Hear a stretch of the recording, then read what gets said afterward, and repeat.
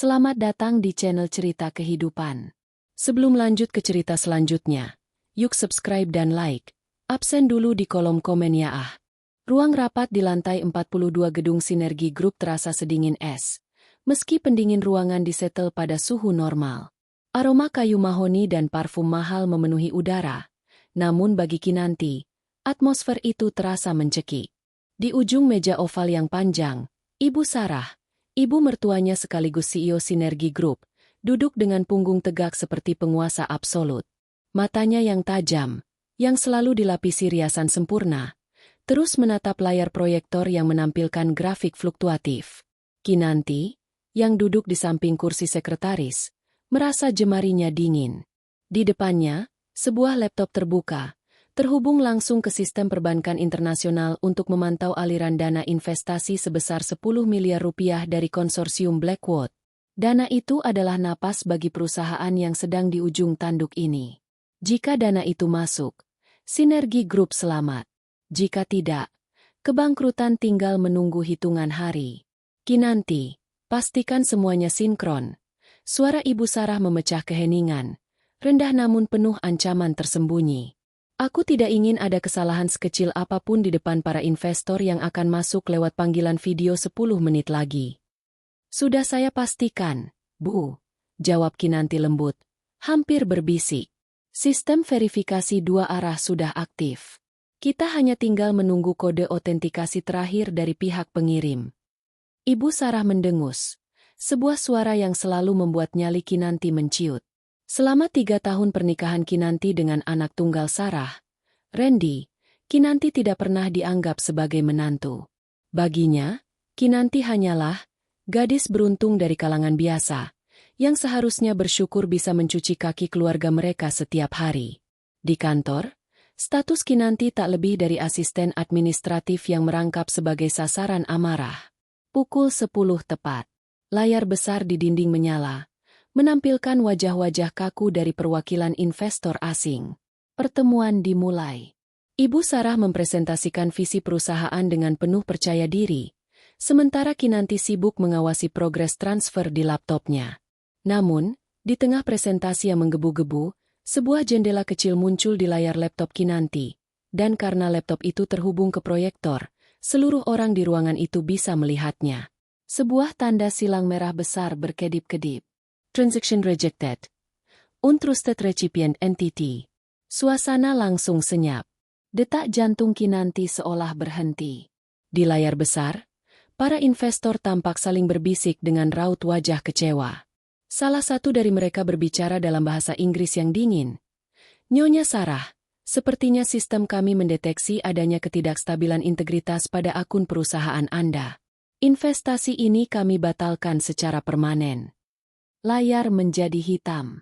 Panggilan diputus sepihak. Ibu Sarah terpaku sejenak. Wajahnya perlahan berubah dari pucat menjadi merah padam. Urat-urat di lehernya menegang. Ia perlahan menoleh ke arah Kinanti yang masih terpaku menatap layar laptopnya dengan bingung. Kinanti tahu ada yang salah. Bukan pada data yang ia masukkan, tapi pada sistem keamanan pihak sana yang tiba-tiba menolak akses secara agresif. Ibu, ini sepertinya ada kesalahpahaman pada sistem keamanan mereka. Saya akan coba hubungi teknisi. Sistem. Ibu Sarah berdiri perlahan, namun gerakannya terasa seperti badai yang sedang mengumpul kekuatan. Tangan Ibu Sarah meraih cangkir porselen putih yang berada di depannya. Cangkir itu berisi kopi hitam pekat yang baru saja dituangkan pelayan, masih mengepulkan uap panas yang menandakan suhunya yang ekstrim. Tanpa peringatan, tanpa kata-kata pembuka, ia menyentakkan tangannya ke depan. Biur. Cairan hitam mendidih itu mendarat tepat di wajah Kinanti. Kinanti menjerit pendek. Tangannya refleks menutupi matanya yang terasa terbakar. Rasa perih yang menusuk-nusuk langsung menjalar dari dahi hingga ke pipinya. Kopi itu mengalir turun, mengotori kemeja putih bersihnya, meninggalkan noda coklat yang luas dan rasa panas yang menyiksa kulitnya yang putih. Kau tahu berapa banyak uang yang hilang karena kebodohanmu? Teriak Ibu Sarah. Suaranya menggelegar hingga keluar ruangan. Para staf di luar ruangan rapat terdiam, membeku di tempat mereka. Ibu Sarah membanting cangkir kosong itu ke atas meja hingga retak. 10 miliar. 10 miliar raib begitu saja karena kau tidak becus mengurus satu instruksi sederhana.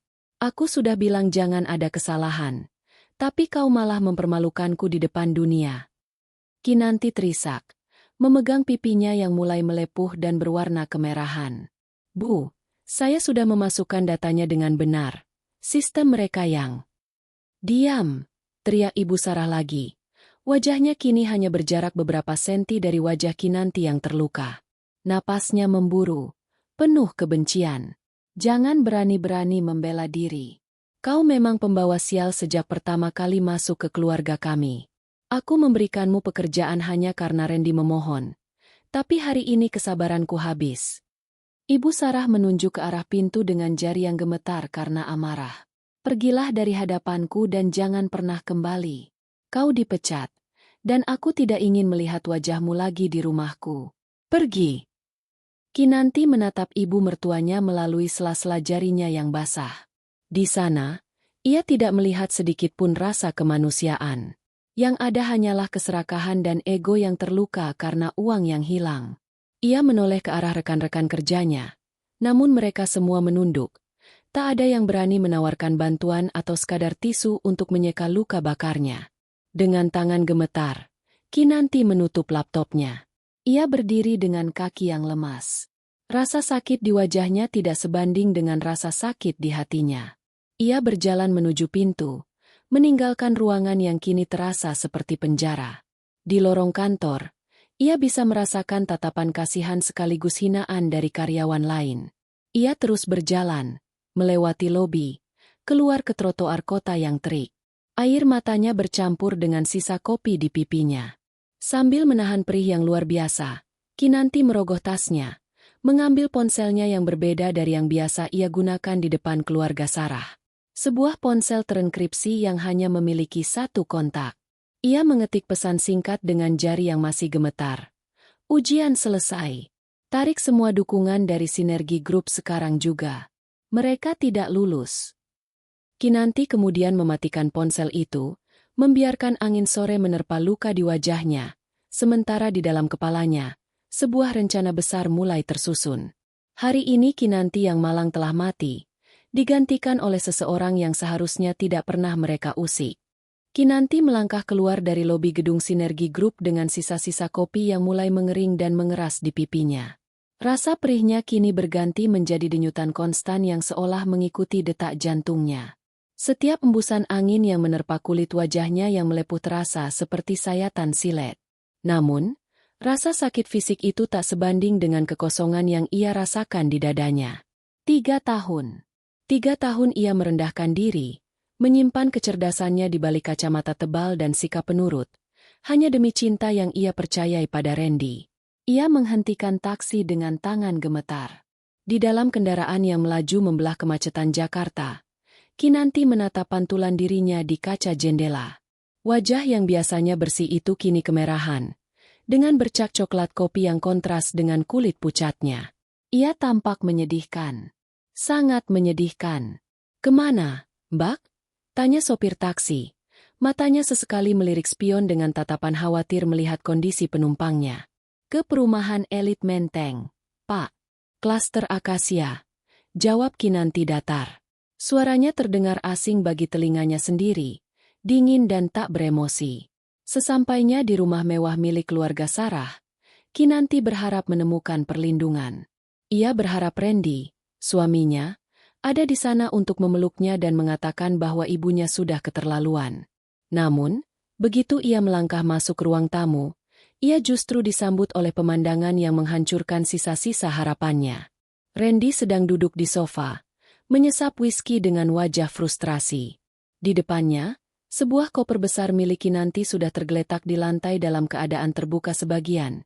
Isinya berhamburan seolah habis digeledah dengan kasar. Randy, bisik Kinanti. Laki-laki itu menoleh.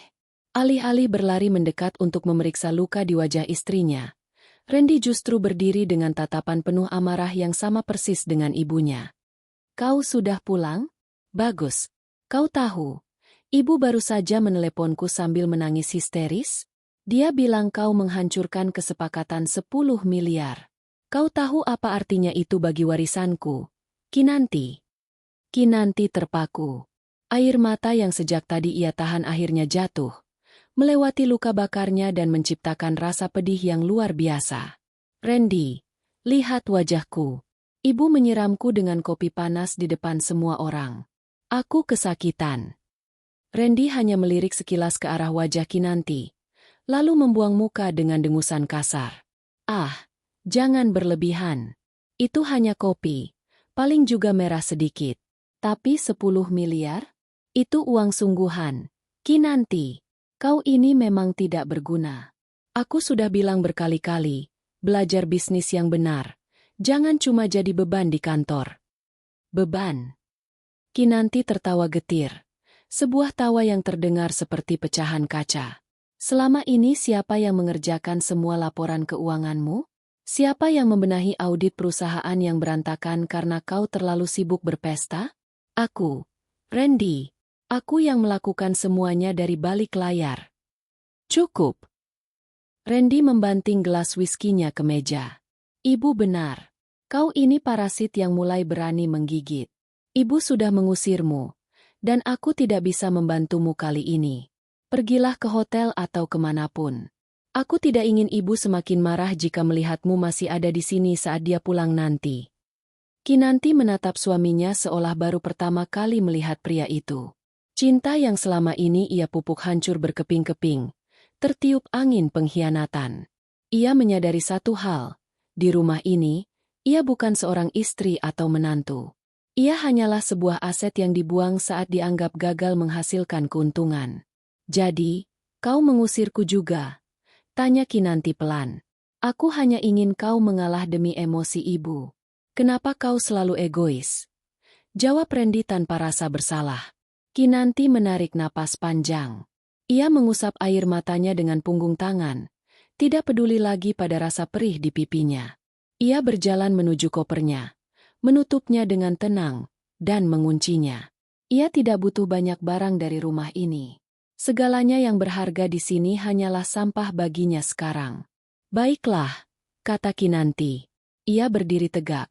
Bahunya yang tadinya layu kini terangkat tegap. Tatapan matanya yang sayu berubah menjadi tajam dan mengintimidasi.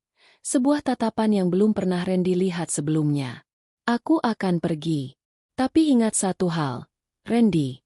Jangan pernah memohon padaku untuk kembali. Karena saat kau sadar apa yang telah kau dan ibumu lakukan hari ini, semuanya sudah terlambat. Randy tertawa meremehkan. Memohon padamu? Jangan mimpi. Pergilah cari pekerjaan sebagai pelayan atau apapun yang sesuai dengan kelasmu. Kinanti tidak menjawab. Ia menyeret kopernya keluar dari pintu jati besar itu tanpa menoleh ke belakang. Di gerbang perumahan, sebuah mobil sedan hitam mewah dengan kaca gelap sudah menunggu, bukan taksi yang tadi. Seorang pria berjas hitam turun dan membungkuk hormat saat melihat Kinanti mendekat. Nona muda, Anda terluka? Tanya pria itu dengan nada panik yang tertahan. Tuan besar akan sangat marah jika melihat ini. Jangan beritahu ayah dulu, Arman. Ucap Kinanti sambil masuk ke kursi belakang. Bawa aku ke Hotel Grand Hyatt. Pesankan Presidential Suite atas nama samaran. Dan panggil dokter pribadi terbaik ke sana sekarang juga. Baik, Nona Kinanti. Lalu, bagaimana dengan Sinergi Group? Kinanti menyandarkan kepalanya di sandaran kursi yang empuk. Ia menatap pantulan wajahnya di cermin kecil di dalam mobil. Luka itu akan berbekas. Tapi ia akan memastikan bekas itu menjadi peringatan bagi musuh-musuhnya. Biarkan mereka merayakan kemenangan mereka malam ini, ucap Kinanti dengan nada dingin yang mematikan. Besok pagi, saat mereka menyadari bahwa 10 miliar itu terkunci oleh kunci enkripsi yang hanya aku yang punya, mereka akan tahu bagaimana rasanya mengemis di bawah kaki seorang pelayan. Mobil itu meluncur pergi, meninggalkan kompleks elit Menteng, membawa pergi seorang wanita yang baru saja melepaskan topeng kesabarannya. Kinanti bukan lagi menantu yang tertindas. Ia adalah predator yang sedang menunggu waktu yang tepat untuk menerkam. Malam itu, di kamar hotel termewah di pusat kota, Kinanti duduk di depan laptopnya. Jarinya menari dengan cepat di atas keyboard, mengakses server pusat Global Venture. Dengan beberapa klik, ia memindahkan aliran dana cadangan yang tadinya disiapkan untuk menyelamatkan Sinergi Group ke akun anonim. Ia mematikan lampu kamar, membiarkan cahaya kota Jakarta menyinari wajahnya yang dibalut perban. Esok hari, badai sesungguhnya akan dimulai. Pagi itu, sinar matahari menembus celah gorden Presidential Suite di Hotel Grand Hyatt. Namun Kinanti sudah bangun sejak fajar. Wajahnya dibalut perban tipis setelah dokter pribadi keluarganya datang semalam untuk memberikan perawatan terbaik. Rasa perih di pipinya sudah mereda, berganti dengan rasa dingin yang tajam di dalam hatinya. Di depannya, layar monitor menampilkan aliran data real-time dari Sinergi Group. Ia bisa melihat aktivitas server mereka yang mulai memanas. Sementara itu, di kantor Sinergi Group, suasana jauh dari kata tenang. Ibu Sarah melangkah masuk ke ruang divisi keuangan dengan suara hak sepatu yang menghentak keras, seperti genderang perang. Wajahnya tampak segar setelah kemenangan semu kemarin, namun senyumnya memudar saat melihat kepala divisi keuangan, Pak Baskoro, sedang berkeringat dingin di depan komputernya. Baskoro, kenapa dana 10 miliar itu belum masuk ke rekening operasional? Bentak Ibu Sarah tanpa basa-basi. Aku sudah mengusir pembawa sial itu kemarin, jadi seharusnya semuanya berjalan lancar sekarang. Pak Baskoro menoleh dengan wajah pucat pasi. Ibu, ini aneh. Dana itu ada. Statusnya, terkirim, dari pihak Blackwood, tapi di sistem kita, dana itu tertahan di escrow digital. Kami tidak bisa menariknya. Apa maksudmu tidak bisa menariknya? Ibu Sarah mendekat, mendorong bahu Pak Baskoro untuk melihat layar. Tinggal masukkan kode otentikasinya, kan? Cepat lakukan. Itu masalahnya, Bu. Suara Pak Baskoro bergetar. Kode otentikasinya berubah setiap 60 detik berdasarkan algoritma enkripsi yang sangat rumit. Dan kunci induk untuk membuka algoritma itu hanya ada di laptop yang digunakan Kinanti kemarin. Ibu Sarah terdiam sejenak, lalu tertawa meremehkan. Jangan bercanda. Kinanti? Gadis bodoh itu tidak mungkin bisa membuat sistem serumit itu. Dia hanya asisten administratif. Panggil tim IT sekarang. Bobol sistemnya. Sudah kami coba sejak pukul 4 subuh tadi, Bu. Salah seorang pemuda dari tim IT yang tampak kuyu. Sistem pertahanannya berlapis. Setiap kali kami mencoba melakukan bypass, sistem itu justru mengunci diri lebih rapat. Ini bukan sistem biasa. Ini adalah protokol keamanan tingkat militer. Jika kami salah memasukkan kode satu kali lagi, seluruh aset digital Sinergi Group akan terhapus secara otomatis dalam mode self-destruct. Ibu Sarah merasakan jantungnya mencelos. Apa? Bagaimana mungkin? Ia teringat kembali kejadian kemarin. Saat kopi panas itu menyiram wajah Kinanti, gadis itu tidak menjerit histeris layaknya orang lemah. Ia hanya menatap Sarah dengan tatapan yang sulit diartikan. Sebuah tatapan yang kini Sarah sadari sebagai tatapan kasihan. Cari laptop itu. Di mana laptop yang dia pakai kemarin? Teriak Ibu Sarah panik. Laptop itu dibawa oleh Mbak Kinanti saat dia pergi kemarin. Bu, jawab sekretarisnya pelan. Ibu Sarah segera merogoh tasnya, mencari ponselnya dan mendial nomor Kinanti. Nomor yang Anda tuju tidak aktif atau berada di luar jangkauan. Ia mencoba lagi, dan lagi. Hasilnya tetap sama. Randy, mana Randy? Teriaknya memanggil anaknya yang baru saja tiba di kantor dengan wajah mengantuk. Ada apa? MAH? Pagi-pagi sudah teriak. Tanya Randy santai. Di mana Kinanti? Telepon dia sekarang. Suruh dia datang ke kantor membawa laptopnya atau perusahaan kita tamat. Randy mengernyitkan dahi. MAH, semalam aku sudah mengusirnya dari rumah sesuai perintah Mama. Dia pergi bawa koper. Aku tidak tahu dia di mana. Paling di rumah temannya yang kumuh itu. Kenapa sih? Pakai saja ahli IT kita. Ahli IT kita tidak becus. Ibu Sarah memukul meja. Dana 10 miliar itu terkunci. Randy. Dan hanya Kinanti yang punya kuncinya.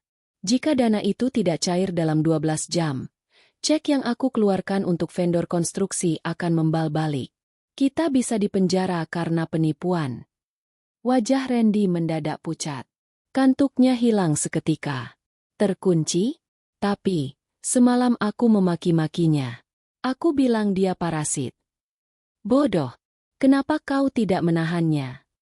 Ibu Sarah kini berbalik menyalahkan anaknya. Cari dia sekarang.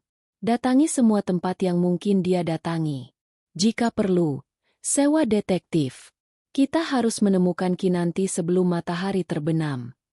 Di saat yang sama, Kinanti sedang menikmati teh kamomil di balkon hotelnya, melihat pemandangan kota dari ketinggian. Ponsel rahasianya bergetar. Sebuah pesan masuk dari Arman, asisten setianya. Nona, mereka mulai panik. Ibu Sarah sedang memerintahkan semua orang untuk mencari Anda. Randy sedang menuju ke rumah lama Anda di pinggiran kota. Kinanti tersenyum tipis di balik perbannya. Rumah lama itu sudah ia jual 3 bulan lalu tanpa sepengetahuan keluarga Sarah. Mereka tidak akan menemukan apapun di sana kecuali debu dan penyesalan. Biarkan mereka berlari di dalam labirin yang kubuat sendiri, gumam Kinanti. Ia kemudian membuka laptopnya dan mengetikkan serangkaian perintah. Di layar Sinergi Group, tiba-tiba muncul sebuah pesan pop-up besar yang menutupi seluruh layar monitor di divisi keuangan. Pesan dari administrator utama. Harga sebuah kepatuhan adalah 10 miliar. Harga sebuah penghinaan adalah kehancuran. Anda punya 10 jam tersisa.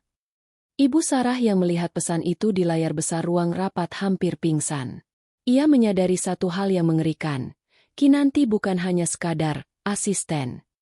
Kinanti adalah seseorang yang memegang kendali penuh atas hidup dan matinya Sinergi Group. Dia sengaja melakukannya. Bisik Ibu Sarah dengan bibir bergetar. Dia sedang bermain-main dengan kita. "Mah, apa yang harus kita lakukan?" tanya Randy panik. Ibu Sarah menarik napas dalam-dalam, mencoba mengumpulkan sisa-sisa keangkuhannya yang mulai runtuh. "Kita harus menemukannya, Randy. Bukan untuk memarahinya, tapi untuk membawanya kembali. Bagaimanapun caranya. Meskipun kita harus berlutut di depannya." Namun, Ibu Sarah belum tahu bahwa berlutut pun tidak akan cukup untuk menebus siraman kopi panas yang telah merusak wajah dan martabat Kinanti. Permainan baru saja dimulai, dan Kinanti belum berniat untuk mengakhirinya dengan cepat. Di dalam presidential suite yang kedap suara, Kinanti berdiri di depan cermin besar yang memantulkan kemewahan yang seharusnya menjadi dunianya sejak dulu. Dokter pribadi keluarga baru saja selesai mengganti perban di wajahnya. Beruntung, karena penanganan yang cepat dan obat-obatan kelas 1, luka bakar itu tidak akan meninggalkan cacat permanen, hanya rona kemerahan yang akan pudar dalam beberapa hari. "Nona muda, semua sudah siap." Suara Arman terdengar dari balik pintu. Kinanti menarik napas panjang, lalu mengembuskannya perlahan. Ia melepaskan daster katun murah yang biasa ia gunakan untuk menyenangkan hati ibu mertuanya yang pelit, lalu melangkah menuju ruang ganti. Di sana, telah tergantung sebuah setelan blazer berwarna biru navy hasil rancangan desainer ternama, sepatu hak tinggi stiletto yang berkilau, dan sebuah kotak perhiasan berisi jam tangan terbatas yang harganya setara dengan 3 unit rumah di perumahan Randy. Ia duduk di depan meja rias. Seorang penata rias profesional mulai bekerja dengan cekatan. Kacamata tebal bertangkai hitam yang selalu ia gunakan untuk menyembunyikan kecantikannya kini ia lempar ke tempat sampah.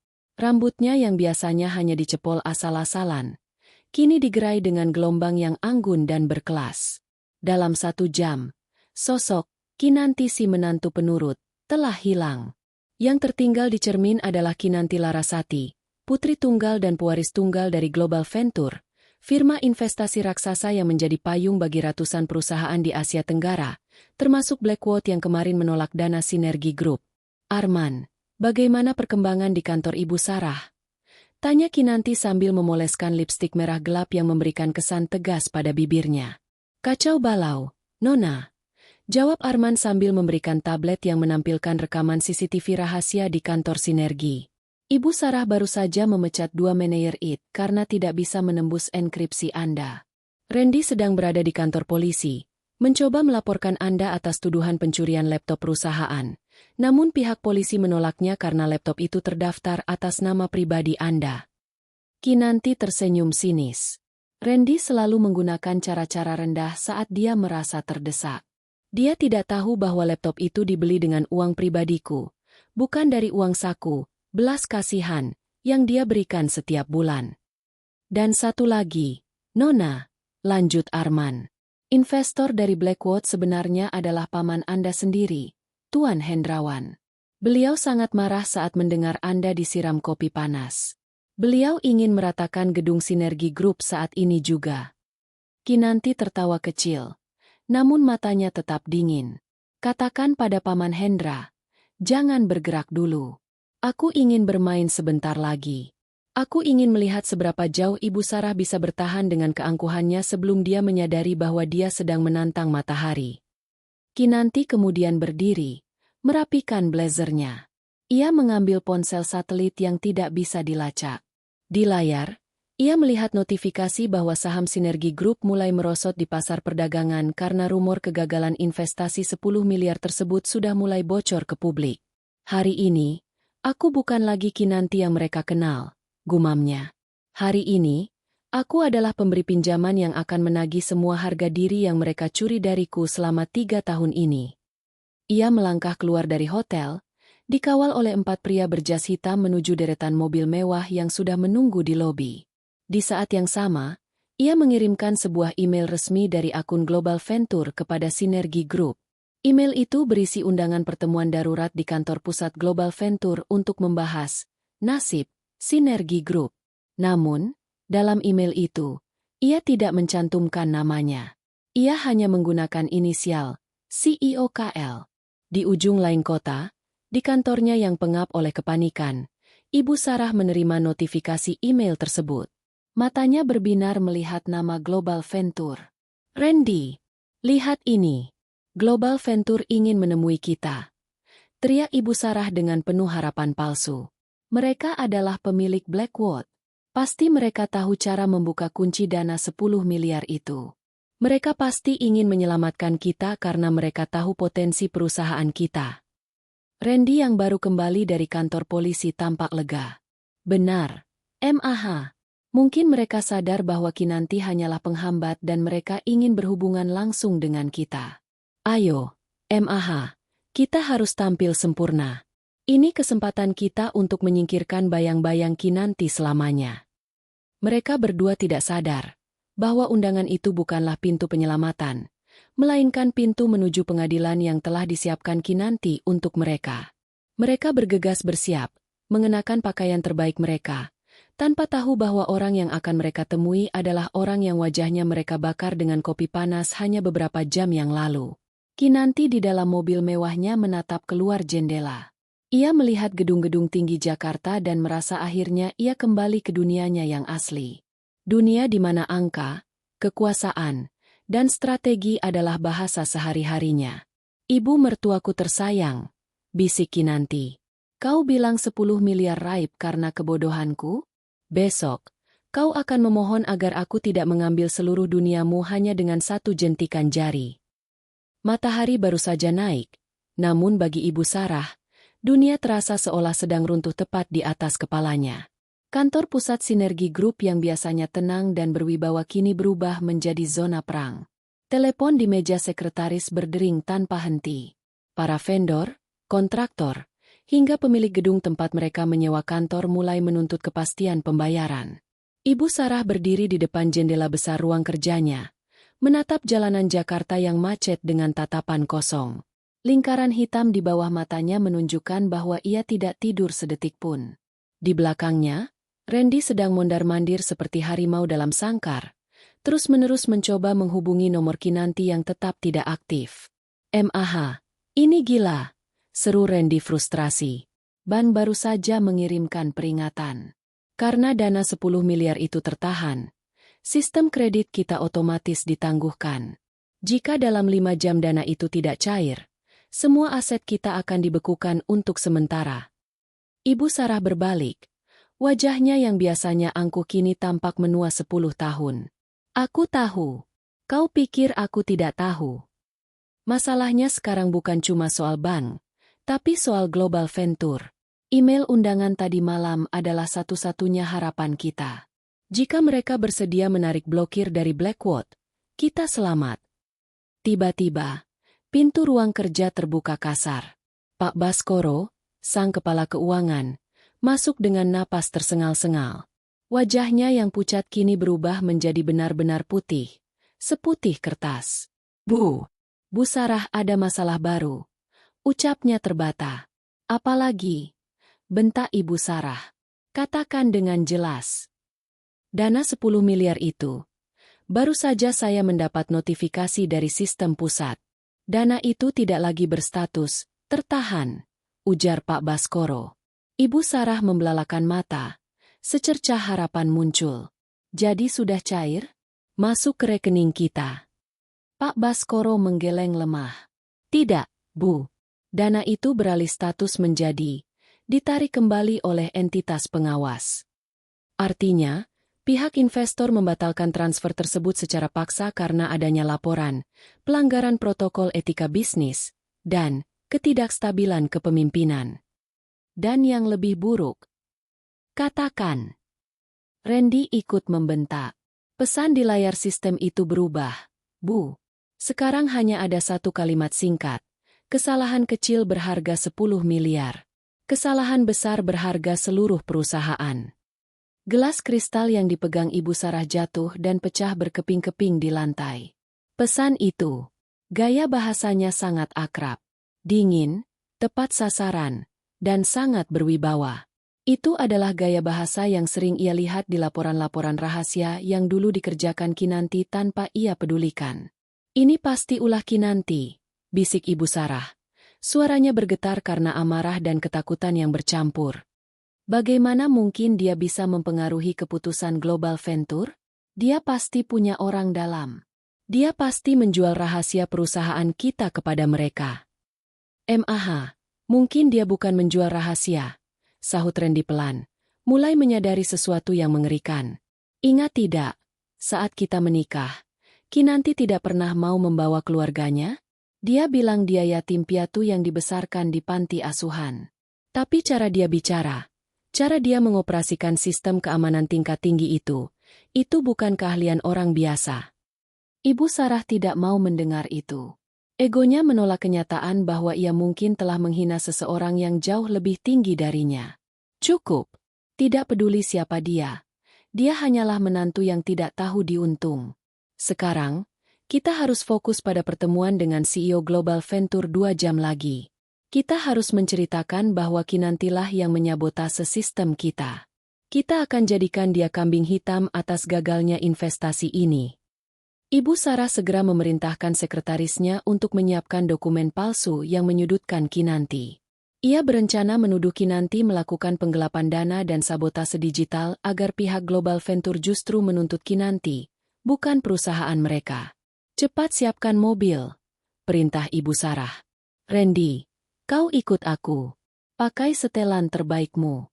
Kita harus terlihat seperti mitra yang teraniaya oleh karyawan yang berkhianat. Sepanjang perjalanan menuju kantor pusat Global Venture, Ibu Sarah terus berlatih akting di depan cermin kecilnya. Ia melatih ekspresi wajah yang tampak sedih dan terzalimi. Ia berencana memohon bantuan dan menjanjikan saham perusahaan jika Global Venture mau mencairkan dana darurat. Namun, di tengah perjalanan, ponsel Randy berdering. Itu dari satpam rumah mereka. Halo? Apa? Polisi? Randy berteriak ke ponselnya. Kenapa ada polisi di rumah saya? Mas Randy, ada orang-orang yang mengaku dari kurator pengadilan. Suara satpam itu terdengar panik. Mereka bilang rumah ini sedang dalam proses penyitaan karena dijadikan jaminan atas pinjaman pribadi yang jatuh tempo hari ini. Dan, mereka bilang semua barang milik Mbak Kinanti sudah diambil oleh kurir resmi 2 jam yang lalu. Randy menjatuhkan ponselnya ke lantai mobil. Kinanti mengambil semua barangnya. Dan rumah kita disita. Ibu Sarah terdiam. Tangannya gemetar hebat. Ia menatap keluar jendela, ke arah gedung pencakar langit berlogo huruf GV yang menjulang megah di depan mereka. Gedung itu tampak seperti raksasa yang siap menelan mereka bulat-bulat. Tenang, Randy, ucap Ibu Sarah, meski suaranya sendiri tidak stabil. Selama kita bisa meyakinkan CEO Global Venture, kita bisa membeli rumah itu kembali 10 kali lipat. Ingat, kita adalah korban di sini. Kinanti adalah pelakunya. Kita hanya perlu meyakinkan mereka tentang hal itu. Mereka sampai di lobi mewah Global Venture. Marmer putih yang mengkilap dan staf yang berseragam sangat rapi membuat Ibu Sarah merasa kecil. Namun ia tetap menegakkan punggungnya. Seorang asisten berjas hitam, Arman, sudah menunggu di lobi. Nyonya Sarah? Tuan Randy? Silakan ikut saya. Ucap Arman dengan nada datar yang sangat profesional. CEO kami sudah menunggu Anda di ruang konferensi utama lantai paling atas. Ibu Sarah tersenyum tipis, merasa dihargai karena langsung diantar ke lantai tertinggi. Terima kasih. CEO Anda sangat baik sudah meluangkan waktu. Arman hanya tersenyum simpul, sebuah senyum yang memiliki arti tersembunyi yang tidak ditangkap oleh Ibu Sarah. Saat lift meluncur naik dengan kecepatan tinggi, jantung Ibu Sarah berdegup kencang. Ia sudah menyiapkan semua kata-kata manis dan fitnah untuk Kinanti. Ia tidak tahu bahwa di balik pintu ruang konferensi itu, Kinanti sedang duduk di kursi pimpinan sambil menyesap kopi panas. Kali ini di dalam cangkir yang tak akan pernah disiramkan ke wajah siapapun, melainkan sebagai simbol kekuasaan yang mutlak. Lift berhenti dengan denting halus di lantai 50. Pintu terbuka, menyingkap koridor luas dengan dinding kaca yang memperlihatkan pemandangan seluruh Jakarta. Ibu Sarah memperbaiki posisi syalnya, sementara Randy merapikan jasnya yang mulai terasa sempit karena keringat dingin. Di ujung koridor, 2 pintu kayu jati besar berdiri kokoh. Silakan masuk, ucap Arman sambil membukakan pintu. Ibu Sarah melangkah masuk dengan senyum yang sudah ia latih di mobil. Senyum seorang pebisnis yang tangguh namun sedang dizalimi. Namun, senyum itu membeku di detik pertama kakinya menginjak karpet tebal ruangan itu. Di balik meja kerja yang sangat besar, menghadap ke jendela yang menampilkan langit biru, seorang wanita sedang duduk di kursi putar yang tinggi. Ia hanya memperlihatkan punggungnya. Di atas meja, kepulan uap keluar dari sebuah cangkir porselen yang mahal. Selamat pagi, CEO. Sapa Ibu Sarah dengan nada suara yang dibuat selembut mungkin. Saya Sarah dari Sinergi Group. Terima kasih atas undangannya. Kami datang untuk mengonfirmasi mengenai dana 10 miliar dari Blackwood yang kemarin mengalami kendala teknis. Wanita di kursi itu tidak menyahut. Suasana menjadi hening. Hanya suara detak jam dinding yang mengisi ruangan. Kami ingin menjelaskan, Randy menimpali. Suaranya sedikit gemetar. Bahwa kegagalan transfer semalam adalah murni kesalahan sabotase dari salah satu karyawan rendah kami yang bernama Kinanti. Dia sengaja mengunci sistem. Kami bahkan sudah melaporkannya ke pihak berwajib atas tuduhan pencurian data. Tiba-tiba, terdengar suara tawa kecil yang merdu namun dingin dari arah kursi tersebut. Kursi itu perlahan berputar. Ibu Sarah dan Randy mundur selangkah secara serempak. Mata mereka membelalak. Mulut mereka terbuka tanpa suara. Di sana, duduk Kinanti. Bukan Kinanti yang memakai kacamata tebal dan baju murahan. Ini adalah Kinanti dengan riasan wajah yang tajam, mengenakan perhiasan yang harganya mungkin bisa membeli seluruh aset Sinergi Group, dan sebuah tatapan mata yang bisa membekukan darah siapapun yang menatapnya. Pada pipi kirinya, masih terlihat semu kemerahan bekas siraman kopi kemarin.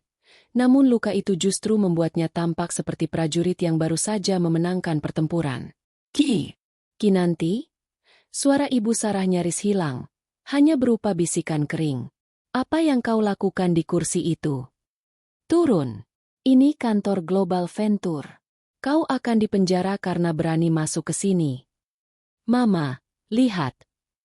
Randy menunjuk ke arah plakat nama di atas meja yang baru saja ia sadari. Kinanti Larasati, Chief Executive Officer. Kinanti menyesap kopinya perlahan. Menaruh cangkir itu kembali ke tatakannya dengan dentingan yang menggema. Kalian bilang aku sabotase? Kalian bilang aku karyawan rendah?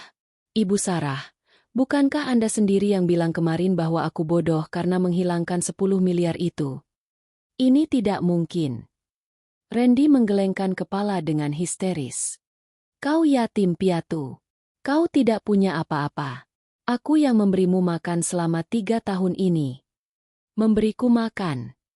Kinanti berdiri perlahan. Tangannya bertumpu pada meja. Randy, setiap sen yang kau gunakan untuk membelikanku makan berasal dari gaji yang kau terima dari Sinergi Group. Dan apakah kau tahu siapa yang memompa dana ke Sinergi Group selama 3 tahun terakhir agar tetap bisa menggaji karyawannya? Global Venture. Ia melangkah mendekati mereka. Aura kekuasaannya memenuhi ruangan, membuat Ibu Sarah dan Randy merasa seolah oksigen di ruangan itu menipis. Selama 3 tahun, ayahku, pemilik utama perusahaan ini, membiarkanku hidup seperti orang biasa karena aku ingin tahu apakah pria yang kunikahi mencintaiku karena diriku atau karena hartaku. Suara Kinanti terdengar stabil namun penuh penekanan. Ayahku sebenarnya tidak setuju aku menikah denganmu, Randy. Dia bilang keluargamu memiliki aroma keserakahan yang menyengat. Tapi aku keras kepala. Aku ingin membuktikan dia salah. Kinanti berhenti tepat di depan Ibu Sarah. Dan kemarin, di ruang rapat itu, saat kopi panas itu menyentuh wajahku, aku akhirnya sadar. Ayahku benar. Ibu Sarah gemetar hebat. Ia mencoba mencari celah untuk bicara, namun lidahnya terasa keluh. Keangkuhan yang ia bangun selama puluhan tahun runtuh menjadi debu. Kinanti. Nak, Ibu. Ibu tidak bermaksud begitu. Ibu hanya sedang stres karena masalah uang itu. Uang 10 miliar itu. Kinanti tertawa dingin.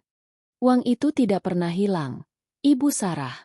Sistem keamanan yang Ibu maki kemarin sebenarnya adalah protokol enkripsi yang saya rancang sendiri untuk melindungi dana tersebut dari upaya transfer ilegal yang dilakukan oleh, katakanlah, manajemen internal yang korup.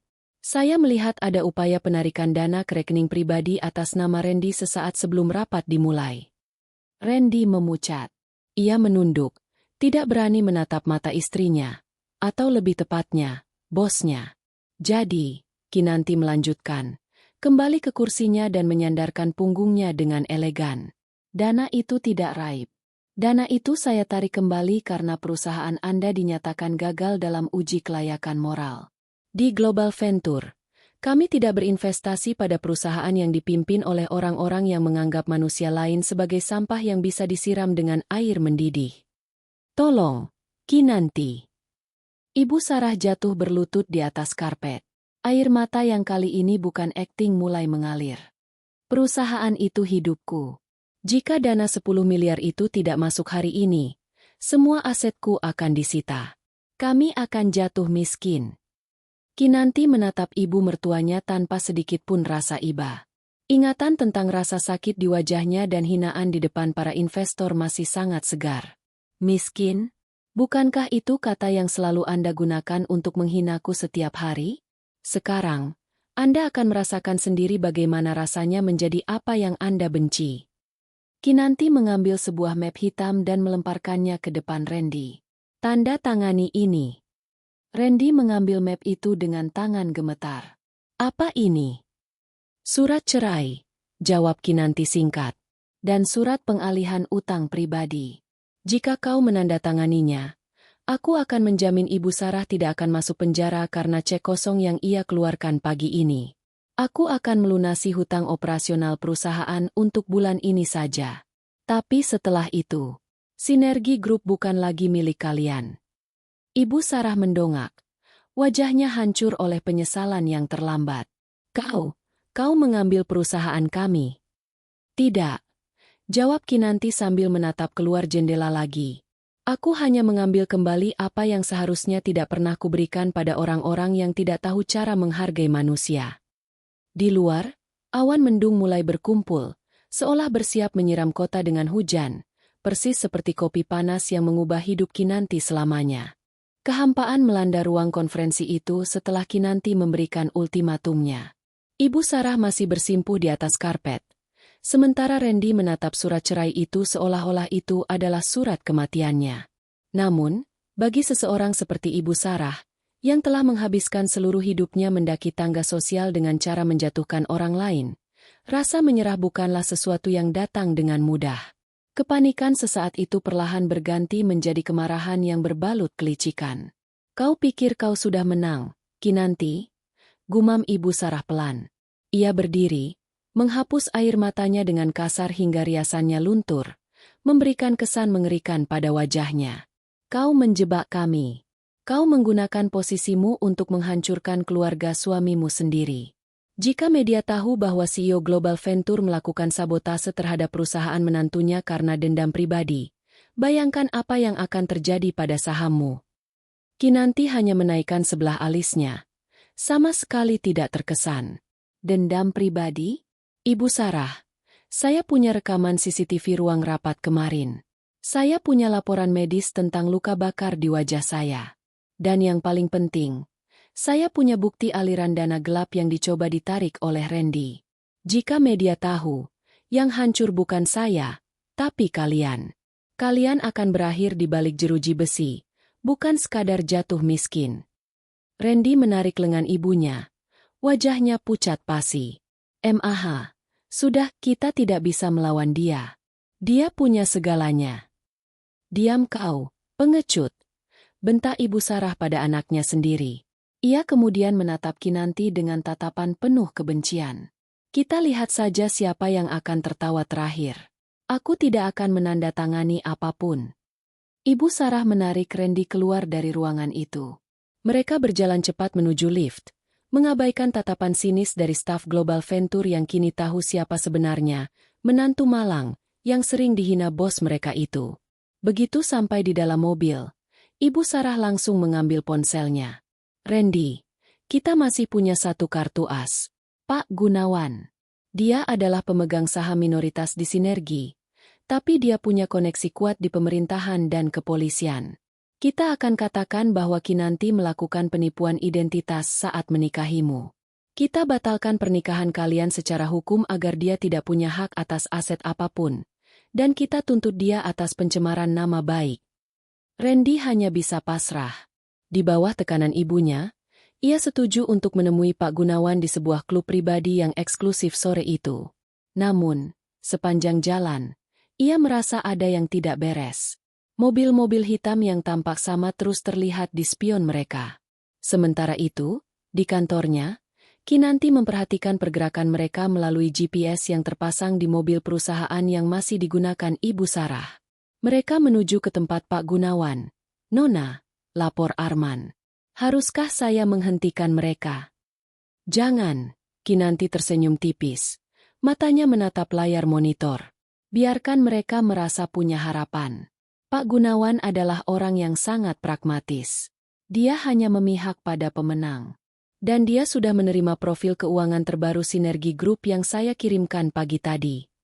Di klub pribadi, Ibu Sarah mencoba meyakinkan Pak Gunawan dengan segala cara. Ia bercerita tentang kekejaman Kinanti dan bagaimana gadis itu menipu mereka dengan identitas palsu. "Pak Gunawan, tolong kami.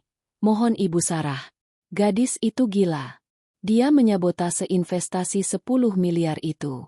Jika Anda bisa membantu kami menuntutnya, saya akan memberikan tambahan 10% saham untuk Anda."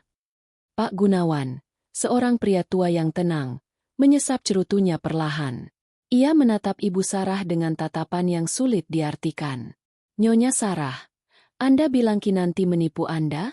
Tapi dari data yang saya terima, dialah yang menyelamatkan perusahaan Anda dari kebangkrutan selama 3 tahun terakhir tanpa meminta imbalan 1 sen pun. Dan soal investasi 10 miliar. Pak Gunawan meletakkan sebuah map di meja. "Investasi itu ditarik karena Anda terbukti melakukan kekerasan fisik di tempat kerja. Rekamannya sudah tersebar di kalangan investor terbatas. Tidak ada orang waras yang mau menanam modal di perusahaan yang dipimpin oleh seseorang yang tidak bisa mengendalikan emosinya sendiri." Ibu Sarah terperangah. "Rekaman? Siapa yang menyebarkannya? Siapa lagi?" Suara dingin itu terdengar dari arah pintu masuk klub. Kinanti melangkah masuk dengan keanggunan yang mematikan. Ruangan itu mendadak sunyi. Pak Gunawan segera berdiri dan membungkuk hormat kepada Kinanti. "Selamat sore, Nona Larasati. Senang melihat Anda kembali ke lingkaran ini." Ibu Sarah seolah tersambar petir. "Pak Gunawan, Anda mengenal dia?" "Tentu saja. jawab Pak Gunawan. Nona Kinanti adalah putri dari sahabat baik saya, pemilik Global Venture. Saya sudah tahu siapa dia sejak hari pertama dia menikah dengan putra Anda.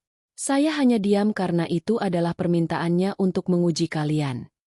Kinanti berjalan mendekat ke meja, menatap Ibu Sarah yang kini tampak sangat kecil dan tak berdaya di kursi mewahnya. Ibu Sarah, perburuan Anda berakhir di sini, ucap Kinanti. Setiap pintu yang Anda coba ketuk sudah saya kunci. Setiap orang yang Anda anggap sekutu sudah saya beli atau saya beritahu kebenarannya. Anda tidak punya tempat lagi untuk lari. Randy jatuh terduduk di lantai klub yang mewah itu, menutupi wajahnya dengan kedua tangan. Maafkan aku, Kinanti, tolong maafkan aku.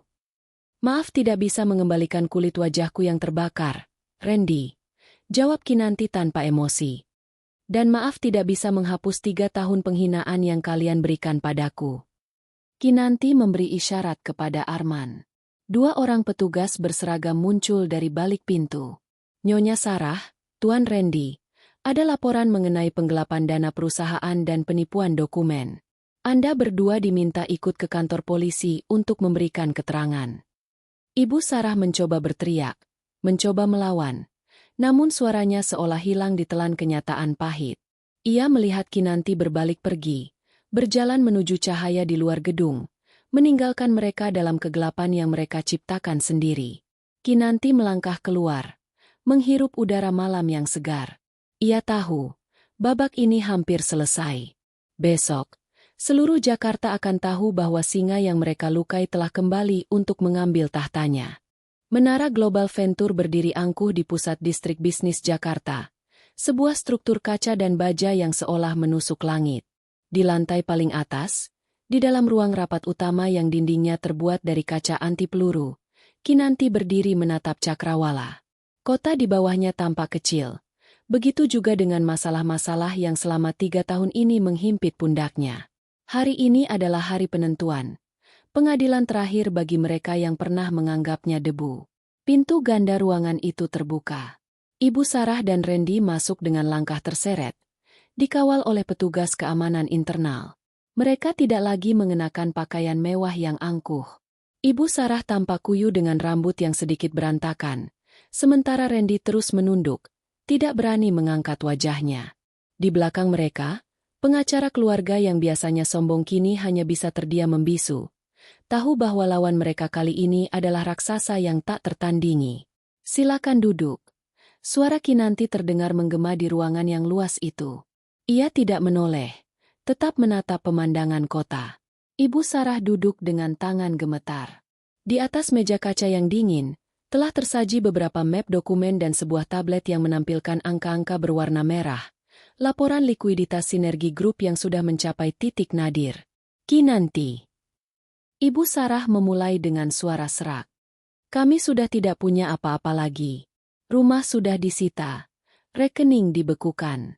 Apa lagi yang kau inginkan? Kau ingin melihat kami mati di jalanan. Kinanti berbalik perlahan. Ia berjalan menuju meja dan duduk di kursi pimpinan dengan keanggunan seorang ratu. Ia menyesap teh dari cangkir porselennya. Gerakannya lambat dan penuh perhitungan. Mati di jalanan? Tidak. Ibu Sarah, itu terlalu dramatis. Saya hanya ingin Anda merasakan apa yang saya rasakan selama 3 tahun. Ketidakpastian, kehinaan, dan rasa sakit yang diabaikan. Ia menggeser sebuah dokumen ke arah Randy. Itu adalah bukti audit forensik. Kau mencoba mentransfer 5 miliar dari dana operasional ke rekening luar negeri atas namamu sendiri tepat 1 jam sebelum rapat besar itu dimulai. Kau pikir aku tidak tahu? Aku adalah orang yang membangun sistem keamanan itu dari nol. Randy gemetar hebat. Aku hanya ingin kita punya cadangan jika perusahaan bangkrut. Kinanti. Aku melakukannya untuk kita. Untuk kita. Kinanti tertawa getir. Kau melakukannya untuk dirimu sendiri.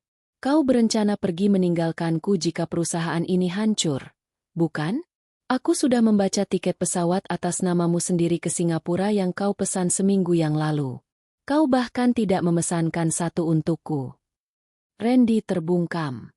Rahasianya yang paling gelap kini telanjang di depan wanita yang dulu ia anggap bodoh. Kinanti kemudian menatap Ibu Sarah.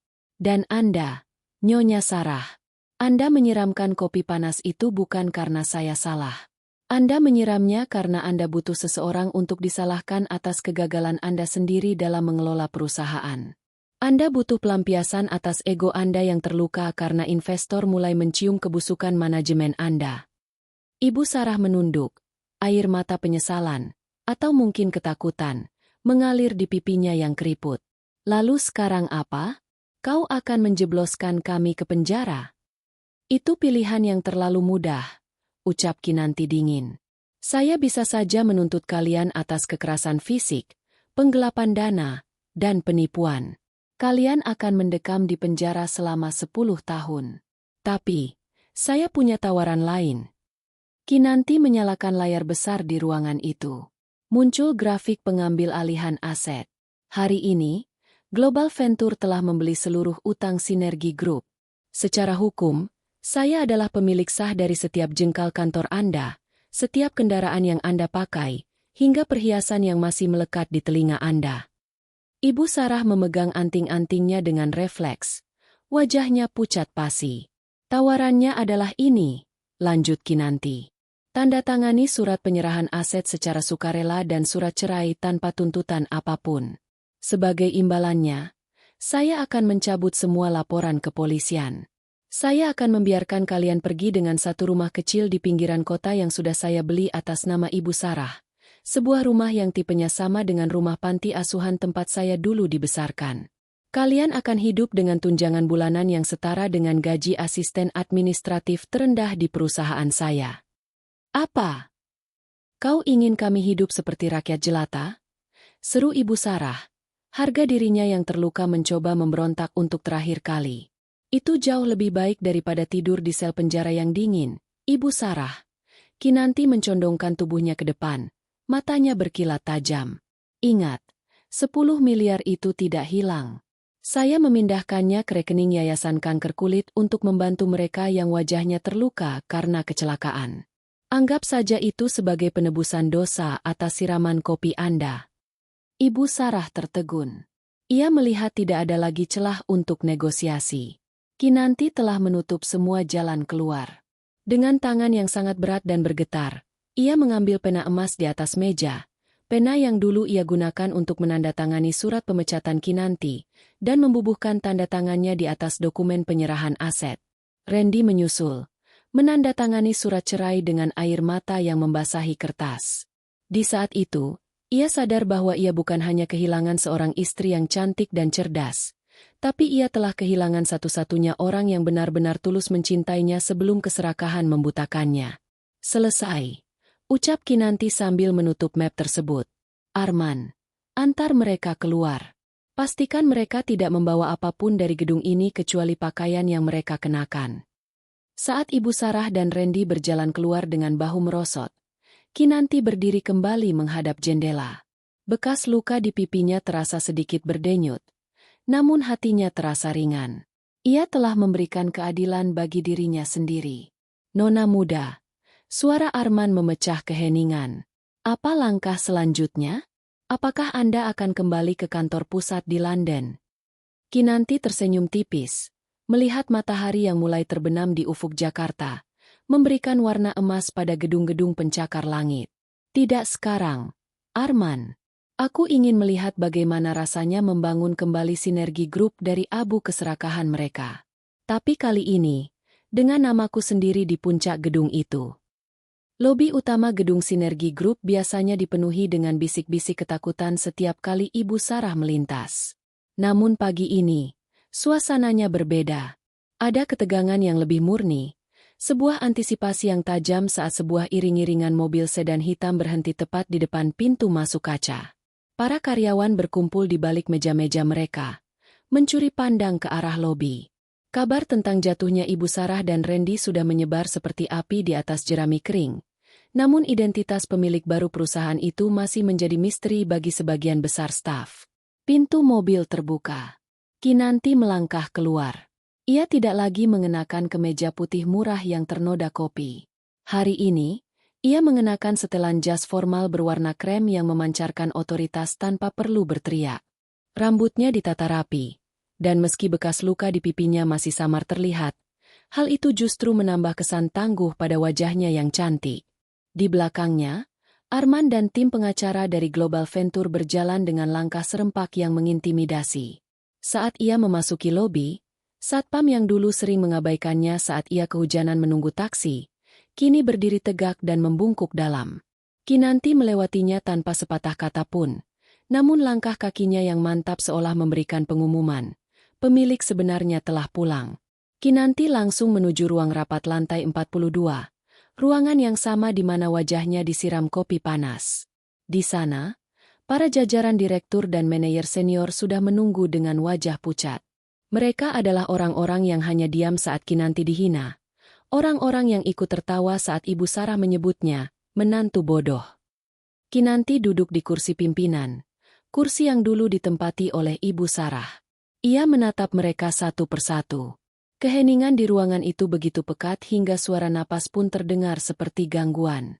"Selamat pagi," ucap Kinanti tenang. Suaranya tidak tinggi, namun memiliki bobot yang membuat semua orang di sana menunduk. "Saya yakin kalian semua sudah tahu siapa saya. Tapi bagi yang masih bingung, perkenalkan, saya Kinanti Larasati, CEO baru kalian."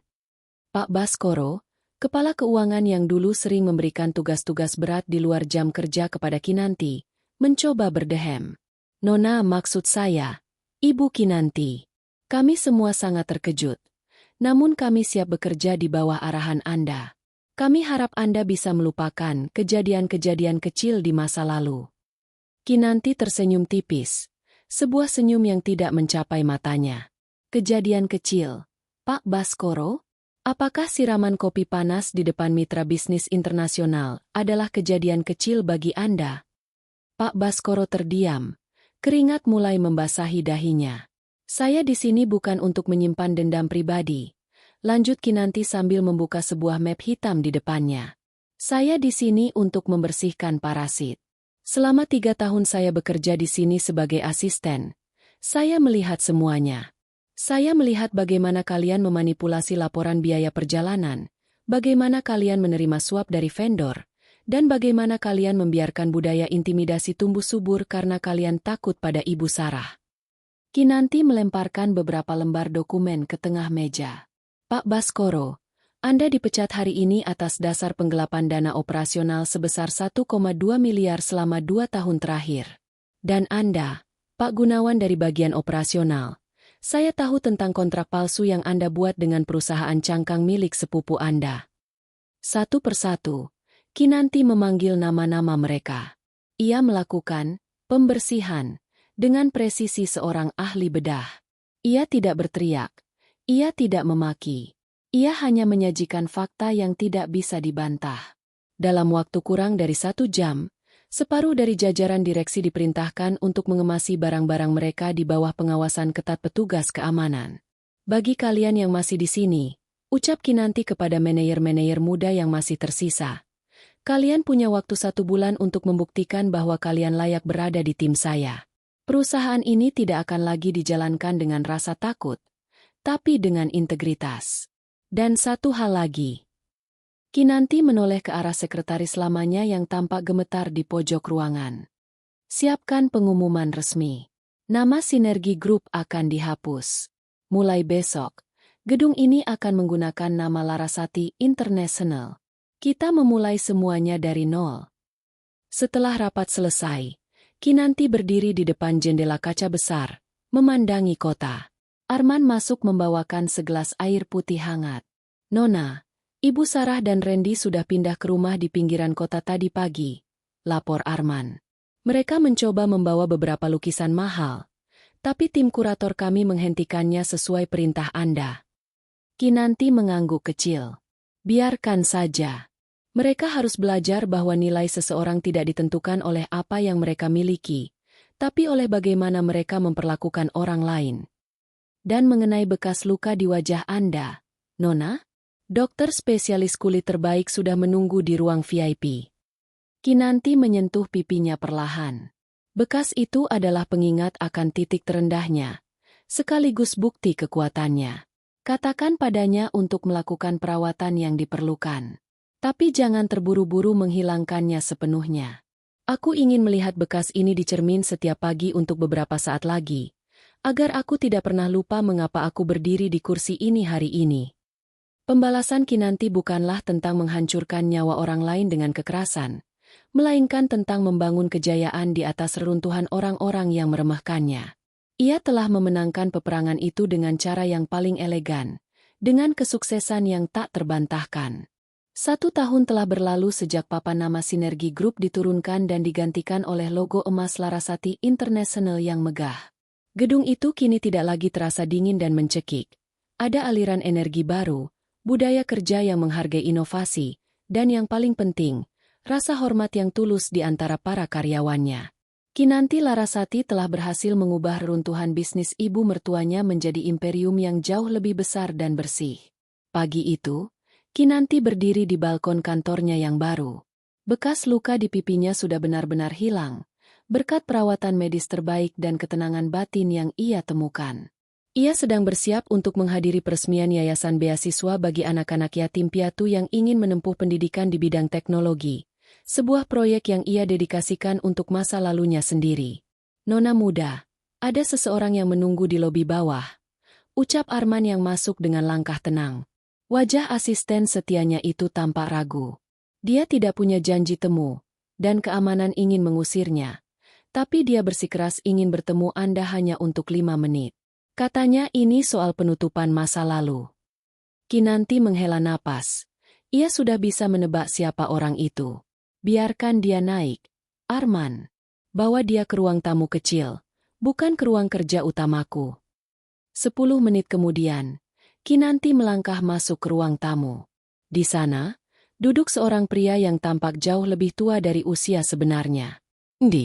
Mantan suaminya itu mengenakan kemeja yang sudah agak kusam, wajahnya kuyu, dan tubuhnya jauh lebih kurus. Tidak ada lagi sisa-sisa pria sombong yang dulu memaki Kinanti sebagai parasit. Randy segera berdiri saat melihat Kinanti. Ia tampak canggung. Tangannya meremas ujung kemejanya sendiri. Kinanti, terima kasih sudah bersedia menemuiku. Ada apa, Randy? Aku punya jadwal yang sangat padat. Ucap Kinanti tanpa nada benci, namun juga tanpa kehangatan.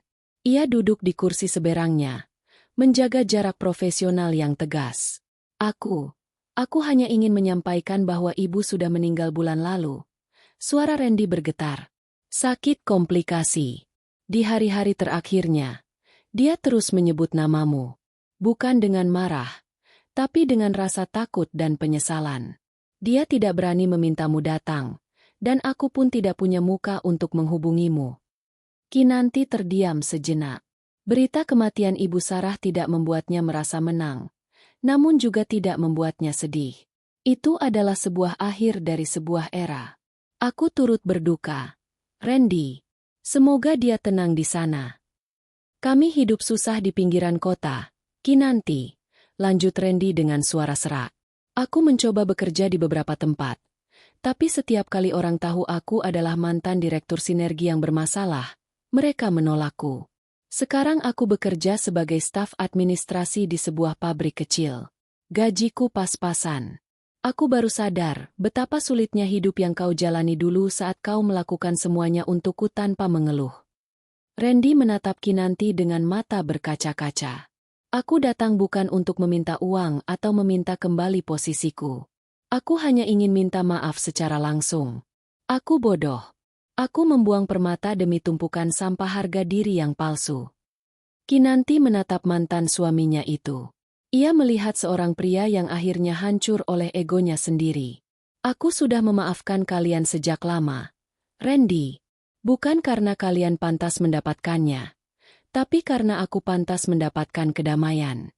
Jika aku terus membenci, maka siraman kopi panas itu akan terus membakarku selamanya. Kinanti berdiri, menandakan pertemuan telah usai. Hiduplah dengan baik. Randy, gunakan kesempatan ini untuk menjadi manusia yang lebih menghargai orang lain, sekecil apapun peran mereka. Itu adalah cara terbaik untuk menebus kesalahanmu.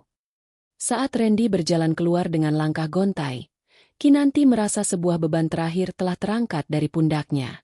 Ia kembali ke meja kerjanya, di mana sebuah foto kecil dirinya saat masih menjadi asisten administratif tersimpan di dalam laci, bukan untuk dipajang, tapi sebagai pengingat akan seberapa jauh ia telah melangkah.